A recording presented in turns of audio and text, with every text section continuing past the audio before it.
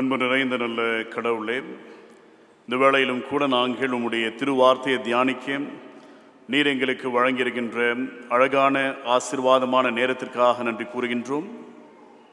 உம்முடைய வார்த்தையின் வழியாக எங்கள் வாழ்வுக்கான மதிப்பீடுகளை நீர் எங்களுக்கு உணர்த்தி உம்முடைய வாழ்வின் அடித்தளங்களை நாங்கள் அறிந்து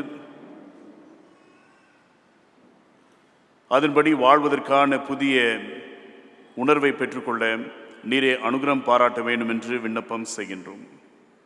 இவ்வேளையிலும் கூட பரம போதகராகி நீர் உம்முடைய நித்திய வார்த்தை எங்களுக்கு வெளிப்படுத்தி உம்முடைய வார்த்தையின் வழியாக நாங்கள் ஆற்றல் பெறவும் உம்முடைய வார்த்தையின் வழியாக நாங்கள் உருவாக்கப்படவும் நீரை அனுகிரகம் செய்ய வேண்டும் என்று மீட்பர் இயேசுவின் வழியாக கேட்கிறோம் எங்கள் நல்ல கடவுளே. அன்புக்குரியவர்களே, உங்கள் அனைவரையும் நம்முடைய ஆண்டவரும் மீட்பெருமான இயேசு கிறிஸ்துவின் இனிய ஈடற்ற திருப்பெயரில் அன்புடன் வாழ்த்தி வரவேற்கின்றேன். இந்த நாளிலும் கூட ஆண்டவருடைய குடும்பத்தை சார்ந்தவர்களாகிய நாம் ஒரு குடும்பமாக இணைந்து ஆண்டவரை வழிபட கடவுள் நமக்கு பாராட்ட இருக்கின்ற இந்த அருமையான ஒரு வாய்ப்புக்காக கடவுளுக்கு நன்றி செலுத்துவோமாக. தொடர்ந்து கடவுள் நம்முடைய வாழ்வில் இன்னும் பெரிய வல்லச் செயல்களை வெளிப்படுத்தி நம்மை சிறப்புடன் வழிநடத்த வேண்டும் என்று அவரிடத்தில் நாம் இன்னும் அதிகமாக ஆர்வத்தோடு மன்றாடுவோமாக. தென்னிந்திய திருச்சபையின் அருளுரை மரபின்படி இந்த நாளில் நமக்கு வழங்கப்பட்டிருக்கின்ற தலைப்பு my peace I give to you. என்னுடைய சமாதானத்தை, என்னுடைய அமைதியை நான் உங்களுக்கு தருகிறேன் என்று ஆண்டவராகிய இயேசு கிறிஸ்து சொன்ன வார்த்தைகளை இந்த நேரத்தில் நாம் தியானிப்பதற்காக அழைக்கப்பட்டிருக்கின்றோம். ஒருவேளை உலக வரலாற்றை நீங்கள் சற்று ஆராய்ந்து பார்க்கும்போது செப்டம்பர் 21 ஒரு சிறப்பான நாளாக உள்ளது. எதற்காக என்று பார்க்கும்போது இந்த நாள் அனைத்து உலக சமாதான நாளாக அனுசரிக்கப்படுகின்றது.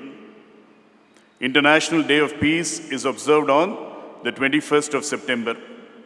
It was created by the United Nations. ஐக்கிய நாடுகள் இந்த ஒரு பழக்கத்தை தொடங்கி வைத்தார்கள். பல ஆண்டுகளாக செப்டம்பர் மாதம் 21 அன்று உலக அமைதிக்காக நம்முடைய பங்களிப்பை ஆற்றுவதற்காக நாம் அழைக்கப்பட்டவர்களாக இருக்கின்றோம்.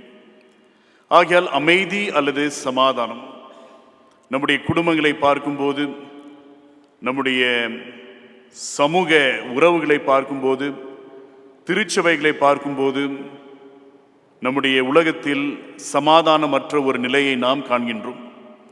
அதிகமான மோதல்கள், கருத்து வேற்றுமைகள், விரிசல்கள், இவைகளின் மத்தியில் எப்படி ஆண்டவர் வழங்குகின்ற சமாதானத்தை பெற்று ஆண்டவருடைய சமாதானத்தின் கருவிகளாக நாம் செயல்பட முடியும் என்பதுதான் இந்த நாளுடைய மிக முக்கியமான ஒரு அழைப்பாக உள்ளது.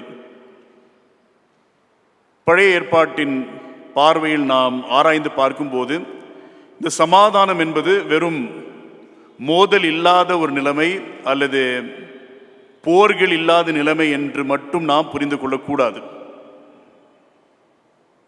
எபிரேய மொழியில் பயன்படுத்தப்படுகின்ற வார்த்தை ஷாலோம் என்ற ஒரு வார்த்தை. When we look at the word shalom, it does not merely mean the absence of conflicts or war, but shalom means the presence of life in abundance. Shalom means completeness. Shalom அல்லது சமாதானத்தின் மிக ஆழமான அர்த்தம் என்னவென்றால் நிறைவான வாழ்வு, ஒரு ஒழுங்கு, ஒரு நல்லிணக்கம். இதைதான் நாம் சமாதானம் என்று புரிந்து கொள்கின்றோம். ஒருவேளை ஆண்டவராகிய கடவுள் இந்த உலகத்தை படைக்கும் போது இந்த பூமி எப்படி இருந்துச்சு? ஒழுங்கின்மையும் வெறுமையா இருந்துச்சு. It was chaotic and it was void. It was empty. இல்லைங்களா? ஒழுங்கின்மையாகவும் வெறுமையாகவும் இருந்த உலகத்தில் ஒழுங்கை ஏற்படுத்தி வெறுமையை நீக்கி முழுமையை ஏற்படுத்துவதுதான் கடவுளுடைய படைப்பு. The act of creation is to create wholeness and the act of creation is about creating order out of confusion or chaos. ஆகிய சமாதானம் என்று சொல்லும்போது ஒரு ஒழுங்கை ஏற்படுத்துகின்ற ஒரு மிக முக்கியமான ஒரு செயல்பாடு. சமாதானம் என்று சொல்லும்போது இந்த சமாதானம் முழுமையை ஏற்படுத்துகின்றது, நிறைவான வாழ்வை ஏற்படுத்துகின்றது என்பதை கூட நாம் சற்று ஆராய்ந்து பார்க்க வேண்டியவர்களாக இருக்கின்றோம். இந்த நாளிலும் கூட நம்முடைய தியானத்திற்காக நான் எடுத்துக்கொண்டிருக்கின்ற திருமறை பகுதி முதலில் வாசிக்கப்பட்ட சகரியா என்ற தீர்க்கதரிசியின் நூல். அவருடைய இறைவாக்கை இந்த நேரத்தில் நாம் சற்று ஆராய்ந்து பார்க்க முயற்சி செய்யலாம். சகரியா 8ஆம் அதிகாரம் வசனங்கள் 12 தொடங்கி 19 முடியும். சகரியாவின் நூலை பார்க்கும்போது மிக ஒரு சுவாரஸ்யமான ஒரு மொழிநடையை நீங்கள் பார்க்க முடியும். It is a very interesting narrative, a very interesting discourse. சகரியாவுடைய நூலில் காட்சிகள், திருக்காட்சிகள் ஏராளமாக இருக்கும். சகரியாவின் நூலில் அடையாள சின்னங்கள், அடையாள மொழிநடை மிக அதிகமாக காணப்படும். The book of Zechariah is full of visions, it is full of symbolic language and symbolic entities. ஆகிய இந்த சகரியா நூலை எடுத்துக்கொண்டு இதில் ஒரு சில வசனத்தை மட்டும் உங்களுடைய தியானத்திற்கு, உங்களுடைய பார்வைக்கு கொண்டு வரலாம் என்று நினைக்கின்றேன். 8ஆம் அதிகாரம் 8ஆம் வசனத்தை யாராவது வாசியுங்கள்.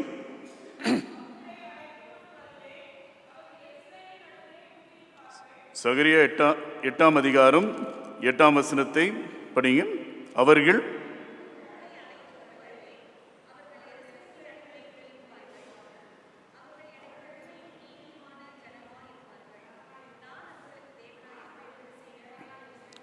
நான் அவர்களுக்கு தேவனாய் இருப்பேன் என்று சேனைகளின் கர்த்தர் சொல்லுகிறார். உண்மையும் நீதியுமான ஜனமாய் அவர்கள் இருப்பார்கள். அவர்கள் எனக்கு நீதியும் உண்மையும் உள்ள ஜனமாக இருப்பார்கள். நான் அவர்களுக்கு தேவனாக, கர்த்தராக, ஆண்டவராக இருப்பேன் என்று கடவுள் சொல்லுவதை நாம் இங்கே பார்க்கின்றோம். எந்த சூழ்நிலையில் இந்த வார்த்தைகள் சொல்லப்படுகின்றன என்பதை நாம் சற்று ஆராய்ந்து பார்க்க வேண்டியவர்களாக இருக்கின்றோம். இஸ்ரேல் மக்கள் பாபிலோன் தேசத்திற்கு நாடு கடத்தப்பட்டவர்களாக, அங்கே பல ஆண்டுகள் நாடு கடத்தப்பட்டவர்களாக வாழ்கின்ற ஒரு நிலைமை. அதன் பிறகு அவர்கள் பாபிலோன் தேசத்தை விட்டுவிட்டு திரும்பி தங்களுடைய தாய் நாட்டிற்கு திரும்பி வருகின்றார்கள். அவர்களுடைய தாய் நாட்டிற்கு திரும்பி வருகின்ற சூழ்நிலையில் அந்த நகரம் பாலடைந்த ஒரு நிலைமையில் காணப்படுகின்றது. நகரம் பாலடைந்திருக்கின்றது. நகரத்தில் காணப்படுகின்ற எருசலேம் ஆலயம் பாலடைந்திருக்கின்றது. அந்த நகரத்துடைய மதில்கள், அலங்கங்கள் எல்லாம் பாலடைந்திருக்கின்ற ஒரு சூழ்நிலை. ஆகையால் இந்த மக்கள் விரக்தியோடு, நம்பிக்கையோடு, எதிர்காலம் எப்படி இருக்குமோ என்ற கேள்வியோடு, பயத்தோடு, பலவிதமான கடினப்பாடுகளோடு வாழ்ந்து கொண்டிருக்கின்ற சூழ்நிலையில் கடவுள் இந்த மக்களை பார்த்து சொல்கின்ற காரியம் என்னவென்றால், நான் உங்களுக்கு கடவுளாய் இருப்பேன், நீங்கள் எனக்கு நீதியும் உண்மையுள்ள மக்களாக இருங்கள் என்று சொல்லுகின்றார். ஆகையால் இந்த திருமறை வசனத்தின் வழியாக சொல்லப்படுகின்ற ஒரு மிக முக்கியமான காரியம் என்னவென்றால், கடவுள் அவருடைய வாக்குத்தத்தத்தை நினைவு கூறுகின்றவராக இருக்கின்றார். கடவுள் அவருடைய உடன்படிக்கையை நினைவு கூறுகின்றவராக இருக்கின்றார் என்பதை நாம் ஆராய்ந்து பார்க்க வேண்டியவர்களாக இருக்கின்றோம். சகரியா என்ற பெயருடைய அர்த்தமே என்னவென்றால், God remembers, கடவுள் நினைவு கூறுகின்றார். அதுதான் சகரியா என்ற பெயருடைய அர்த்தம்.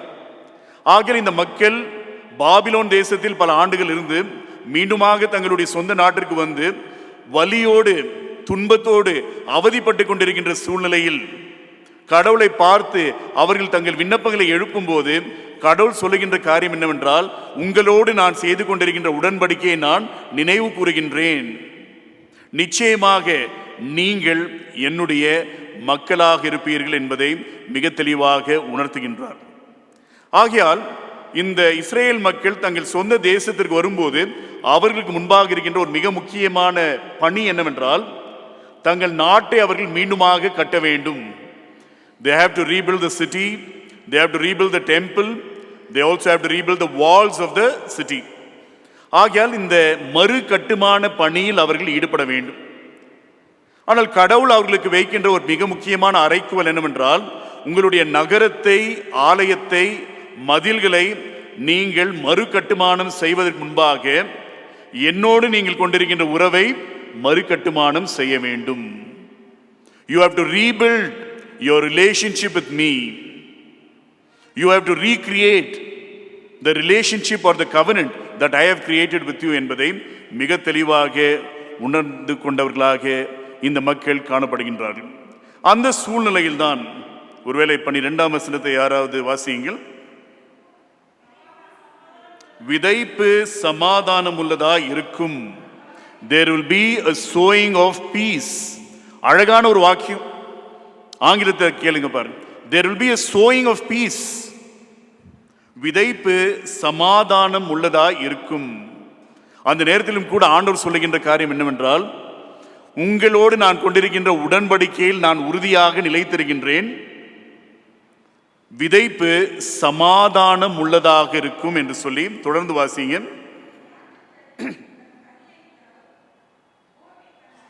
பூமி தன் பலனை தரும், வானம் தன் பனியை தரும். அழகான 2 வாக்கியங்கள். பூமி தன் பலனை தரும், வானம் தன் பனியை தரும். இந்த உலகத்தில் வாழ்வு ஏற்பட வேண்டும் என்றால் பூமிக்கும் வானத்திற்கும் ஒரு உறவு ஏற்பட வேண்டும். பூமியிலிருந்து பலன் ஏற்பட வேண்டும், வானத்திலிருந்து பனி பொழியப்பட வேண்டும். அப்படி நடைபெற்றால் தான் இந்த உலகத்தில் வாழ்வு ஏற்படும். ஆகிய ஆண்டவர் சொல்லுகின்ற காரியம் என்னவென்றால், நான் உங்களோடு செய்து கொண்டிருக்கின்ற உடன்படிக்கையை உறுதி செய்கின்றேன், மீண்டுமாக ஒரு ஒப்புரவை ஏற்படுத்துகின்றேன். கடவுளுக்கும் இறை மக்களுக்கும் நடுவில் ஒரு ஒப்புரவு, வானத்திற்கும் பூமிக்கும் நடுவில் ஒரு ஒப்புரவு, படைப்புக்கும் படைப்பாளருக்கும் இடையில் ஒரு ஒப்புரவு. இந்த ஒப்புரவின் வழியாக தான் சமாதானம் உருவாக்கப்படும் என்று சொல்லுகின்றார். அழகான ஒரு காட்சி.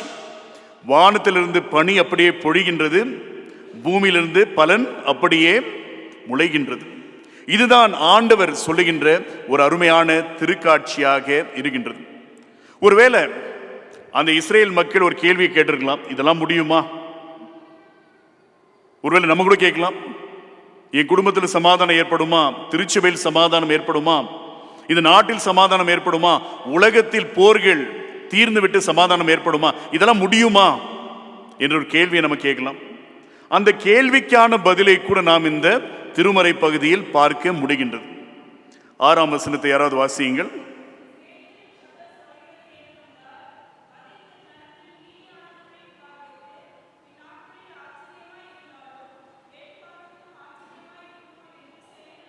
இல்லையா? இந்த மக்களுடைய பார்வையில் இந்த காரியங்கள் ஆச்சரியமா இருந்தாலும் என்னுடைய பார்வையில் ஆச்சரியமா இருக்குமா? Whatever seems to be impossible for the people may not seem to be impossible for me. கடவுள் சொல்கின்றார், இதெல்லாம் நடக்காது, நடப்பதற்கான வாய்ப்பு இல்லை என்று நினைக்கின்ற சூழ்நிலையில் எது உங்களுக்கு ஆச்சரியமாக இருக்கின்றதோ அது எனக்கு ஆச்சரியமாக இருக்குமோ என்ற ஒரு கேள்வியை கேட்கின்றவராக இருக்கின்றார். எனக்கு பிரியமானவர்களே, ஆண்டவர் தன்னோடு உறவு கொள்வதற்கான ஒரு அழைப்பை நமக்கு வழங்குகின்றார். மீண்டுமாக என்னோடு நீங்கள் கொண்டிருக்கின்ற உறவை கட்டிக்கொள்ளுங்கள், உருவாக்கி கொள்ளுங்கள், அமைத்துக் கொள்ளுங்கள், வடிவமைத்துக் கொள்ளுங்கள் என்று ஒரு அழைப்பை தருகின்றார். அந்த அழைப்பை ஏற்கின்றவர்களாக நாம் இருக்கின்றோமா என்பதை ஆராய்ந்து பாருங்கள். இரண்டாவதாக 13ஆம் வசனத்தை யாராவது வாசியுங்கள். 13ஆம் வசனத்தின் கடைசி பகுதியை நானே வாசிக்கின்றேன். பயப்படாதேயுங்கள், உங்கள் கைகள் திடப்பட கடவது. பயப்படாதேயுங்கள். Do not fear, do not be afraid. இல்லைங்களா? பைபிளில் இந்த ஸ்டேட்மெண்ட் ஒரு ரொம்ப முக்கியமான ஸ்டேட்மெண்ட். திருமறையின் பல இடங்களில் காணப்படுகின்ற ஒரு மிக முக்கியமான ஆழமான ஒரு வாக்கியம் என்றால் பயப்படாதிருங்கள். இயேசு கிறிஸ்து பிறக்கின்ற அந்த நற்செய்தியை அறிவிக்கின்ற வேளையிலும் கூட இறை தூதர்கள் மரியாளை பார்த்து, யோசேப்பை பார்த்து, மெய்ப்பர்களை பார்த்து சொல்லுகின்ற காரியம் பயப்படாதிருங்கள். திருமறை முழுவதிலும் கூட இந்த பயப்படாதிருங்கள் என்ற வார்த்தை அதிகமாக காணப்படுகின்றது. ஆகையால் இந்த சூழ்நிலையில் சகரியா மக்களை பார்த்து சொல்கின்ற காரியம் என்னவென்றால், நீங்கள் பயப்படாதிருங்கள். எங்கே பயம் இருக்கின்றதோ அங்கே சமாதானம் இருக்காது. True peace cannot coexist with fear. ஒருவேளை இஸ்ரேல் மக்கள் பாபிலோன் தேசத்தில் வாழும்போது பாபிலோன் பேரரசு உச்சக்கட்டத்தில் இருந்தது, ஆற்றல் வாய்ந்ததா இருந்தது. அங்கிருந்து விடுதலை பெற்று இவர்கள் இஸ்ரேலுக்கு வரும்போது பாரசீக பேரரசு, the Persian Empire was at its peak. புதிய ஏற்பாட்டை பார்க்கும்போது ரோம பேரரசு அதிகாரம் வாய்ந்ததாக இருக்கின்றது. இந்த பேரரசுகளுக்கு இருந்த ஒரு பொதுவான காரியம் என்னவென்றால், இவர்கள் உலகத்தில் சமாதானத்தை உருவாக்கினார்கள். எங்கேயெல்லாம் பேரரசுகள் அதிகமான ஆற்றல் வாய்ந்தவர்களாக இருந்தார்களோ அங்கே சமாதானம் உருவாக்கப்பட்டது. ஆனால் அந்த சமாதானம் எப்படிப்பட்ட சமாதானம் என்பதை நாம் சற்று ஆராய்ந்து பார்க்க வேண்டியவர்களாக இருக்கின்றோம். இந்த சமாதானம் எப்படிப்பட்ட சமாதானமாக இருந்தது என்றால், அச்சுறுத்தலின் வழியாக சமாதானம். Peace through intimidation, peace through violence, peace through aggression. யாரும் கேள்வி கேட்கக்கூடாது, யாருமே முறுமுறுக்க கூடாது, யாருமே ஒரு அறிவுரையை ஆற்றக்கூடாது. அப்படி செய்தால் அவருடைய வாழ்வுக்கு, அவருடைய மதிப்புக்கு, மாண்புக்கு ஆபத்துகள் ஏற்படும். ஆகையால் ஒரு போலிதனமான சமாதானம், பயத்து நிமித்தமாக ஏற்படுத்தப்படுகின்ற சமாதானம். ஆனால் கடவுள் சொல்லுகின்ற காரியம் என்னவென்றால், நான் உங்களுக்கு வழங்குகின்ற சமாதானம் பயத்தை நீக்குகின்ற சமாதானமாக இருக்கின்றது, அச்சத்தை அகற்றுகின்ற சமாதானமாக இருக்கின்றது. அந்த சமாதானத்தை தான் நான் உங்களுக்கு தருகிறேன் என்று சொல்கின்றார். ரொம்ப அழகான ஒரு காரியம். ஒருவேளை மீகா என்ற தீர்க்கதரிசி எழுதின ஒரு அழகான இறைவாக்கை கூட நாம் படித்தவர்களாக இருக்கின்றோம். மீகா 4ஆம் அதிகாரம் 4ஆம் வசனத்தை யாராவது ஒருவர் வாசியுங்கள். அவன் அவன் தன் தன் திராட்சை செடியின் நிழலிலும் தன் தன் அத்தி மரத்தின் நிழலிலும் பயப்படுத்துவார் இல்லாமல் உட்காருவான். அழகான ஒரு திருக்காட்சி. ஆண்டவருடைய அரசு உண்மையாக உலகத்தில் உருவாக்கப்படுகின்ற சூழ்நிலையில் எப்படிப்பட்ட நிலைமை நிலவும் என்று பார்க்கும்போது ரொம்ப அழகா மீகா சொல்கின்றார், அவன் அவன் தன் தன் திராட்சை செடியின் நிழலிலும் தன் தன் அத்திமரத்தின் நிழலிலும் பயப்படுத்துவார் இல்லாமல் இருப்பான். They will live without fear. பயம் இல்லாமல் அவர்கள் இருப்பார்கள் என்பதை கூட மிக தெளிவாக நாம் இங்கே பார்க்க முடிகின்றது. ஆகையால் தான் இந்த பயமற்ற ஒரு சமாதானம்.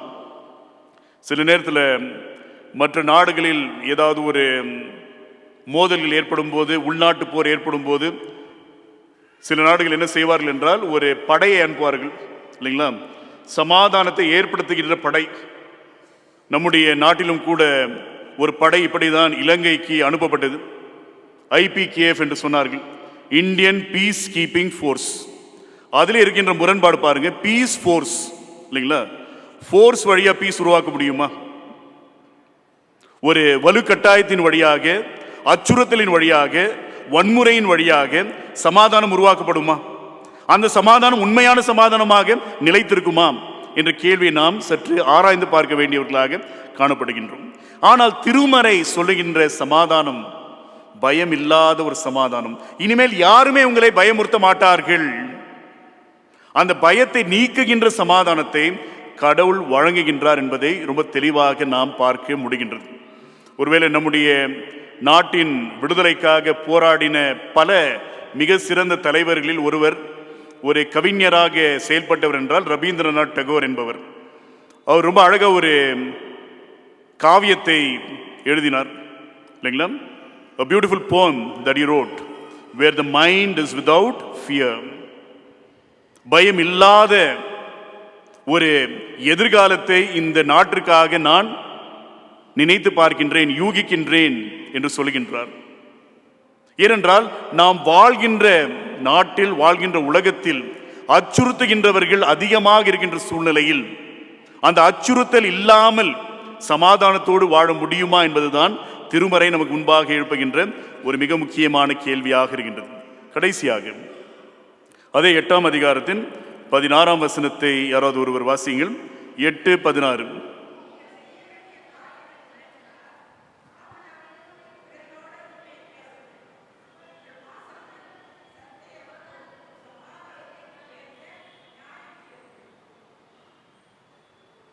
உங்கள் வாசல்களில் சத்தியத்துக்கும் சமாதானத்துக்கும் ஏற்க நியாயம் தீருங்கள்.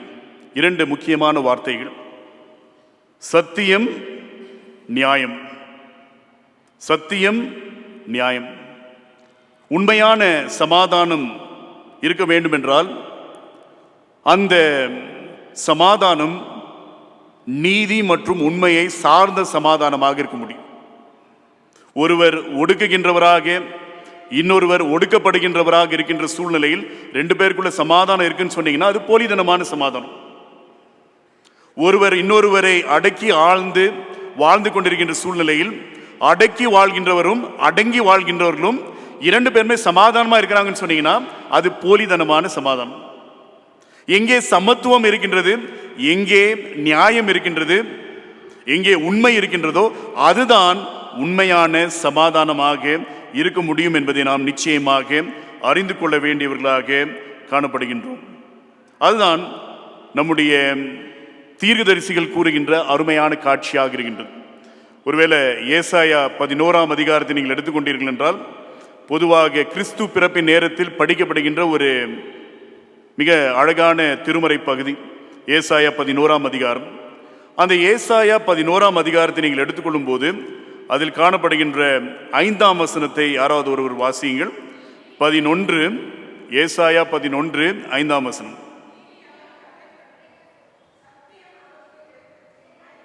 இல்லையா?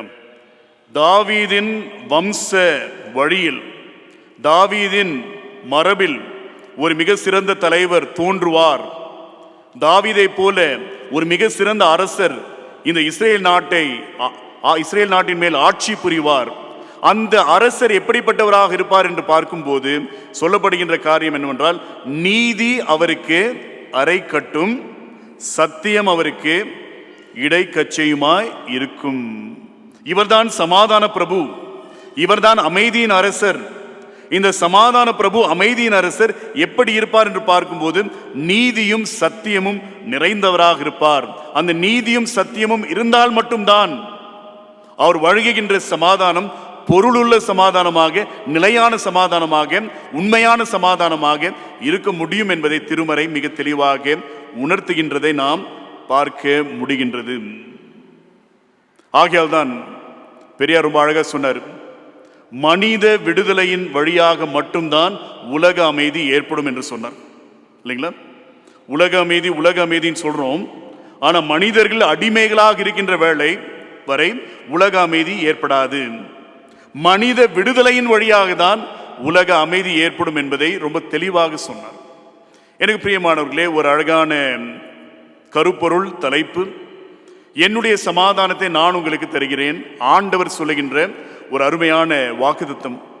என்னுடைய சமாதானம், நான் அனுபவித்த சமாதானம் நான் உங்களுக்கு வழங்குகின்றேன் என்று சொல்லுகின்ற ஆண்டவர், இந்த சமாதானம் எப்படிப்பட்ட சமாதானமாக இருக்கின்றது என்று பார்க்கும்போது ஆண்டவரோடு நாம் நம்முடைய உறவுகளை சரி செய்வதின் வழியாக, நம்முடைய உறவை மறுகட்டுமானம் செய்வதின் வழியாக ஏற்படுகின்ற சமாதானம், ஒப்புரவின் வழியாக ஏற்படுகின்ற சமாதானம்.